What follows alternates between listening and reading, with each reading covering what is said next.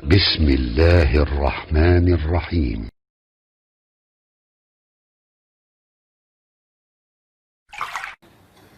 Hadis riwayat Al-Bukhari. Masuk ke hadis. Nomor hadis 589. Ditemukan juga di nomor hadis 969. Tadi siapa anak kecil yang bertanya tentang ayat tadi? Abdullah bin Abbas. Hadis ini pun disampaikan oleh orang yang sama. Ibnu Abbas, Abdullah bin Abbas. Ya, kita bacakan. An Ibni Abbas radhiyallahu taala anhuma. Hadis ini disampaikan dari Abdullah bin Abbas. Ya, semoga Allah meridhai pada beliau dan orang tuanya. Qala Rasulullah sallallahu alaihi wasallam. Perhatikan, Rasulullah sallallahu alaihi wasallam pernah bersabda, "Ma minal ayyami." Tidak akan pernah ditemukan hari-hari al-amalu shalihu fiha, saat amal saleh bila dikerjakan di hari-hari itu naik statusnya, dicintai oleh Allah Subhanahu wa taala. Jadi kalau ibu mengerjakan amal soleh di hari-hari ini, status amalan itu naik menjadi dicintai oleh Allah Subhanahu wa taala. Pelan-pelan, dicintai Allah. Min hadhil ayyamil ashri, yaitu 10 hari pertama di bulan Dzulhijjah. 10 hari pertama, tanggal 1 sampai tanggal 10. Baik, sekarang waktunya ketemu ya. Jadi yang dimaksudkan dalam ayat tadi, ditafsir di hadis ini, bersamaan dengan orang haji dimulai di bulan Dzulhijjah, awal Dzulhijjahnya, kita pun diberikan, kata Nabi SAW, keutamaan di hari yang sama. Tanggal 1 sampai tanggal 10. Mereka saudara-saudari kita sedang berhaji, kita diberikan di sini kesempatan untuk melakukan amal soleh, yang kalau dikerjakan, agak cepat sedikit, amal soleh kita naik statusnya menjadi dicintai oleh Allah Subhanahu wa taala. Sekarang perhatikan, apa bedanya amal yang dicintai dengan yang belum dicintai? Itu lain. Ya. Ibu kemarin baca Quran misal, bapak baca, benar bacanya, belum tentu dicintai Allah. Tapi kalau dilakukan di hari-hari ini, Anda benar cara menunaikannya, dicintai oleh Allah, maka perhatikan apa keistimewaannya. Pelan-pelan, Quran surah ketiga, Ali Imran, ayat 31.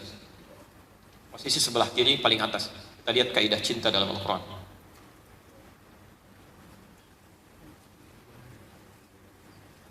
Qul, katakan Muhammad, in kuntum tuhibbun Allah, jika kalian serius mencintai Allah. Saya ulang ya, kata Allah, katakan jika kalian serius mencintai Allah, fattabi'uni, maka ikuti petunjuk saya, petunjuk Nabi, tuntunan Nabi. Pelan-pelan Bu ya, teman-teman bisa fokus. Kata Allah, kalau Anda merasa serius cinta pada Allah, ikuti petunjuk Nabi. Jadi kalau dalam kehidupan kita, aktivitas kita ada petunjuk Nabi, kita ikuti itu, turun cinta Allah pada kita. Ya, misal, kita baru bangun tidur, gitu kan? Begitu bangun, Nabi memberikan petunjuk, ikuti itu. Dari doanya, dari caranya, dari macam-macamnya. Kita mau makan, ada pelajaran tentang cara makan, tapi Nabi memberikan petunjuk, itu yang terbaik. Dan saya sering perhatikan begini, orang-orang yang ikut petunjuk Nabi itu, pertama lebih mudah kegiatannya. Kedua selalu sukses. Ketiga berkah Pak. Dan mudahnya kita itu sebetulnya para ulama Bu sudah mengumpulkan di satu kitab itu, di buku-buku mereka yang kita sebut dengan buku hadis itu. Di kitab hadis itu sebetulnya bukan kitab koleksi, disimpan kalau butuh baru dihadirkan, bukan itu sebetulnya. Itu kitab panduan dari Nabi. Dan cara bacanya tidak harus semuanya langsung dibaca, tidak. Yang paling mudah untuk kita praktekkan, coba secara tematik keluarkan isinya. Ya, misal saya beri gambaran, ini teman-teman yang berbisnis misalnya, Nabi beri petunjuk, kitabut tijarah, petunjuk tentang bisnis. Ya kalau Anda butuhkan itu, keluarkan aja itu semua. Kemudian berkumpul, bersinergi dengan teman-teman para pebisnis, tilawahi itu, baca, praktekkan. Tidak ada sahabat-sahabat Nabi yang menggunakan itu sebagai pedoman kecuali semuanya sukses, berkah, dan mudah. Abdurrahman bin Auf, itu modalnya cuma pakaian Pak. Begitu dipraktekkan petunjuk Nabi, 3 bulan jadi orang paling kaya di Madinah. 3 bulan dapat 0,5 triliun. Ya, untanya 10 ekor. 1 tahun kapaknya saja terbuat dari emas. Belum Uthman bin Affan, ada Abu Bakar As-Siddiq, ada Arqam bin Abi Arqam. Ini anak 17 tahun usianya, masuk Islam yang ke-17. Ya, yang ke-17 orang. pertama kali, sampai mewakafkan rumahnya itu untuk dijadikan taklim Nabi. Itu orang sukses, mengikuti petunjuk Nabi.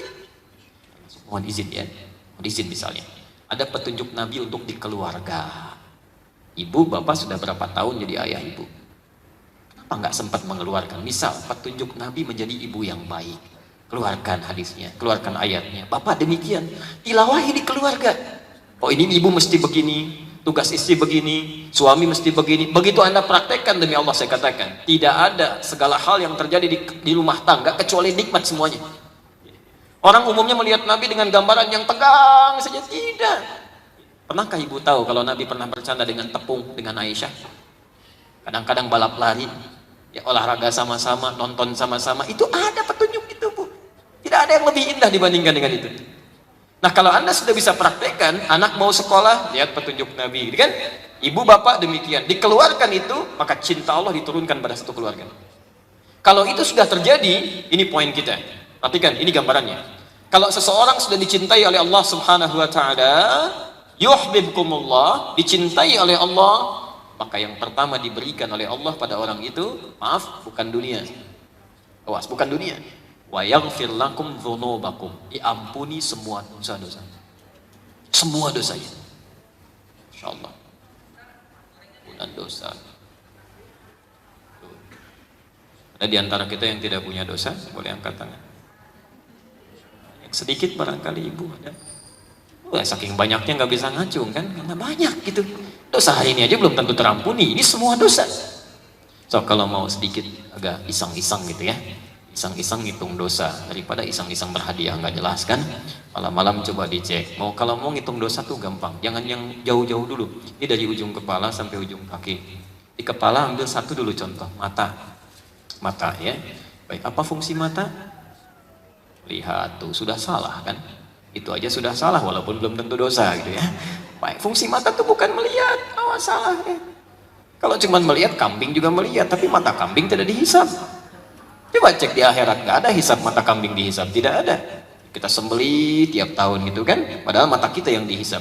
Fungsi mata kalau mau dilihat di Quran surah ke-24 An-Nur ayat 30 untuk laki-laki, ayat 31 untuk ibu perempuan, sama persis. Wa qul lil mu'minina, katakan pada pria-pria yang merasa punya iman, yaghuddu min absarihim, tolong jaga pandangannya, lihat yang baik saja, yang tidak baik jangan dilihat. Jadi ternyata fungsi mata ini hanya boleh melihat yang baik-baik, yang tidak baik tidak boleh dilihat. Jadi fungsi mata bukan melihat tapi melihat yang baik-baik. Jadi kalau digunakan pada yang tidak baik menurut Allah itu sudah salah dan dosa. Coba cek dari mulai bangun sampai sekarang saja, berapa kali mata kita salah lihat itu? Coba deh Bapak ya, lihat di TV itu. Ya tunggu sebentar ya. Coba lihat, saat Anda lihat di TV itu iklan shampoo, yang dilihat shampoo-nya apa orangnya? Oh, ibu yang jawab. Ini kadang-kadang sudah banyak kali, itu baru mata itu.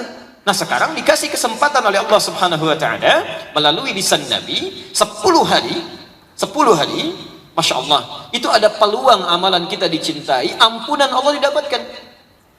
Beres, selesai semua dalam 10 hari. Anda diberikan kemarin 30 hari di Ramadan, ya belum terampuni dosa. Sekarang dikasih 10 hari, belum terampuni juga. Anda butuh berapa hari lagi? Butuh berapa hari lagi kan?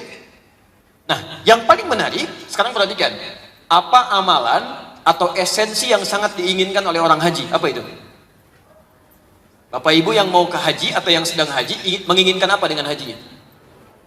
Surga, baik ya, haji mabrur.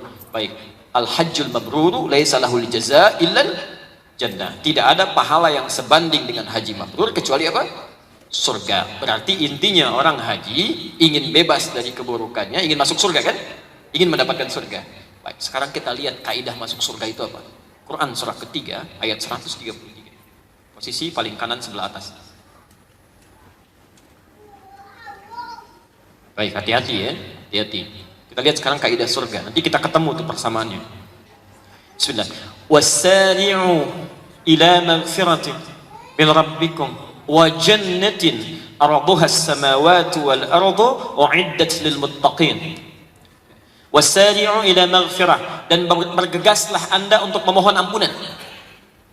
Tobat, minta ampun. Dan bergegaslah Anda untuk memohon ampunan min rabbikum, dari Tuhanmu, ya. Wa jannatin, dan berharaplah Anda, bermohonlah supaya bisa masuk surga, arduhas samawati wal ardu, yang luasnya kami bentangkan seluas langit dan bumi. Perhatikan, kalimat surga yang kita harapkan itu didahului dulu oleh ampunan. Di syarat masuk surga mendapatkan ampunan Allah. Anda banyak beramal soleh, tapi saat yang bersamaan banyak juga mengerjakan amal salah, belum tentu masuk surga. Silahkan cek ya, belum tentu. Fa amma man thaqulat mawazinu fahuwa fi 'ishatir radiyah. Kalau ada orang berat timbangan amal solehnya, silahkan dia masuk ke dalam surga. Tapi persoalannya, awas, wa amma man khaffat mawazinu. Kalau ringan amal solehnya, berat amal salahnya, fa ummuhu hawiyah. Maka tempat pulangnya di neraka, hawiyah. Jadi hati-hati. Amal soleh saja belum tentu cukup. Kalau memang amal salahnya pun bisa berimbang atau lebih. Karena itu kita butuh ampunan dari Allah Subhanahu wa taala. Nah, karena itulah orang-orang yang berhaji tepat di tanggal 9-nya itu, mereka kan wukuf ya. Di mana wukufnya? Arafah. Dari kata Arafah, mengenal kekurangan dirinya. Melihat kenapa saya jauh dari Allah. Ya. Karena itulah orang-orang yang wukuf itu tidak ada pekerjaan cuma 3. Aktivitas wukuf itu cuma 3, Bu, Pak. Kalau Anda mengerjakan yang keempat itu kelebihan. Kurang dari 3, kurang. Sekarang perhatikan. Pertama, wukuf itu, ya, kegiatan pertama taubat, istighfar, mohon ampunan dari dosa. Yang kedua, memperbanyak doa. Makanya seringkali ada yang nitip doa, ya, minta didoakan. Itu boleh, sah. Tempat yang paling banyak diijabah. Yang ketiga, banyak berzikir. Ya, berzikir, kalimat thayyibah, baca Quran, macam-macam dan sebagainya, ibadah. Ini cuma 3 itu. Mohon izin ya, kadang-kadang suka tertukar ini, terutama pada keluarganya, tolong dikabari. Kadang ada yang berdoa duluan, belum sempat istighfar awalnya, itu kurang tepat. Kaidah doa itu istighfar dulu, Bu, Pak. Saya beri gambaran gini. Ini ada gelas ya, ditutup di atasnya, di dalamnya ada isinya. Kalau ini tertutup, kemudian saya ingin masukkan benda lain, kira-kira bisa masuk tidak? Susah begitu. Bukan bendanya nggak bisa masuk, tapi karena ada penghalangnya. Hadis Muslim, nomor hadis 1056, yang suka mengaji Al-Arba'in An-Nawawiyah, dibaca hadis nomor 10, posisi paling kanan. Itu dilukiskan oleh Nabi. Thumma dzakara rajula. Nabi mengisahkan seorang lelaki, yutilus safara, menempuh perjalanan jauh. Doa saat di jalan itu cepat dikabulkan. Ash'atha aghbara, sampai tampilannya begitu kumal, gitu kan? Yamuddu yadaihi ilas sama, mengangkat tangannya ke langit. Doa orang yang tangannya diangkat begini lebih cepat dikabulkan dengan yang diam. Fayaqulu ya Rabb, ya Rabb, maka dia membaca al-asmaul husna ya Rabb. Orang yang berdoa dengan membaca al-asmaul husna lebih cepat dikabulkan dengan yang tidak.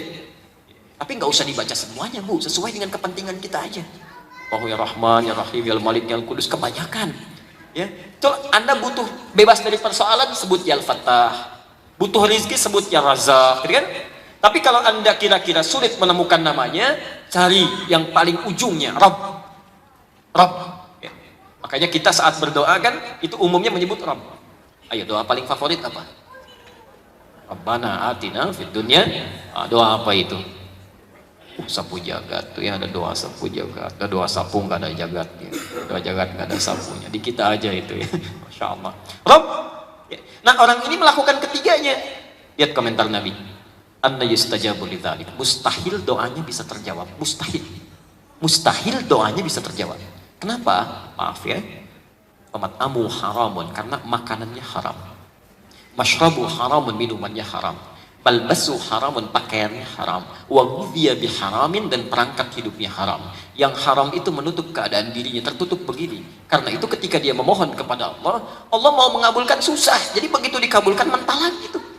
Susah. Makanya caranya, ini sekatnya harus dibuka dulu, tobat. Tobat kepada Allah, keluarkan yang haram-haramnya, tangisi dosa-dosanya. Ya. Makanya diingat apa yang menyebabkan saya kepleset nih. Dalam bahasa Arab terpeleset itu zalafa. Kalau sering kepeleset izdalafa. Penyebabnya disebut Muzdalifah. Betul, makanya diingat-ingat pergi ke Muzdalifah. Ya, cari batu itu, ingin melontar. Ya. Lontaran pertama bukan orang lain, nafsu kita. Jadi kalau kita berbuat salah dalam keburukan hidup kita, itu yang salah bukan orang lain, sebetulnya awalnya kita sendiri. Quran surah ke-12 ayat 53, posisi paling kiri sebelah atas. Ya. Wa ma ubarri'u nafsi. Saya tidak bisa menyucikan jiwa saya. Innan nafsa la'ammaratan bisu. Nafsu itu bisa mengarahkan pada keburukan. Ya. Maaf, pengaruh paling besar dalam hidup disebut dengan aqabah. Karena itulah yang dia lempar pertama kali aqabah. Itu bukan temboknya itu sifat-sifat buruknya. Nah, saya kembalikan dulu supaya tidak terlalu melebar ya, pelan-pelan. Jadi poinnya, kalau Anda ingin melakukan kebaikan, pertama buka dulu sekatnya. Istighfar, tobat, keluarkan ini. Nah, kalau sudah dikeluarkan oleh orang-orang yang haji, yang kotor keluar, maka dia mulai berdoa. Bukankah kalau sudah bertobat dosanya diampuni? Ya. Di Arafah, Masya Allah, ini kita bermohon di Masjid Al-Latif. Kalau bermohon belum dikabulkan, wajar. Ada orang sampai ke Arafah nggak dikabulkan juga. Anda mesti dibawa kemana lagi supaya dikabulkan? Makanya awas, hati-hati tuh dalam manasik itu mesti benar. Sayang, dapat undangan sampai ke sana belum dikabulkan. Jadi harus dibawa kemana lagi? Ada orang di Padang berdoa belum terkabulkan. Ada orang di Arafah berdoa belum terkabulkan. Ya Allah, apa harus dibawa ke Padang Arafah supaya semua cepat terkabulkan? Ini kan poin-poin yang harusnya kita evaluasi di sini.